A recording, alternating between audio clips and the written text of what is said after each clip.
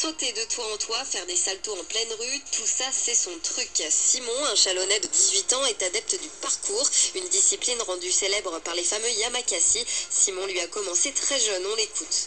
Depuis 5 ans, donc, je suis tombé dedans. En fait, j'ai toujours été un gamin qui sautait un peu partout. Et en fait, un jour, je suis tombé sur une vidéo de parcours et j'ai trouvé ça génial. Donc, je me suis dit, pourquoi pas essayer. Et mes parents ont été d'accord. Donc, les débuts ont été catastrophiques, bien sûr. C'était vraiment pathétique. Mais bon, c'est tout nouveau. On ne sait pas comment amortir la chute. On apprend, on se blesse, on se relève. Au fur et à mesure, en fait, on apprend justement à plus se faire mal pendant les sauts. On apprend à anticiper quel mouvement faire.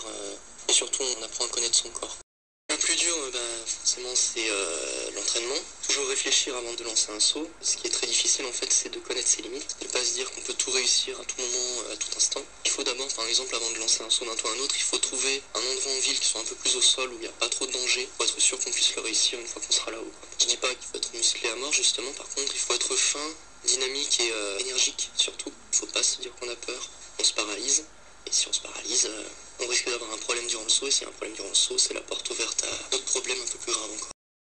Moi, ce qui me plaît justement, alors ça va paraître un petit peu fou, mais ce que j'aime bien justement, c'est quand on saute comme ça, on se sent beaucoup plus libre. Quand je suis en haut comme ça sur un toit, ça m'arrive des fois de me poser, de regarder en bas comme ça, regarder les gens en train de marcher, en train de faire leur vie. Et moi, je suis tranquille, je suis libre de faire ce que je veux pendant que je m'entraîne. Et c'est ça qui me plaît. Et puis le frisson du danger, j'adore aussi l'adrénaline, bien sûr. C'est sympa, le saut, il dure beaucoup plus longtemps qu'il en a l'air. On pense à plein de choses pendant le saut, autre que l'atterrissage, comment est-ce que ça va se passer, on pense à plein de choses. Qu'est-ce qui se passerait si jamais je me loupe, on évite de se rater justement. Pour le moment, ça m'est jamais arrivé, j'espère que ça m'arrivera pas.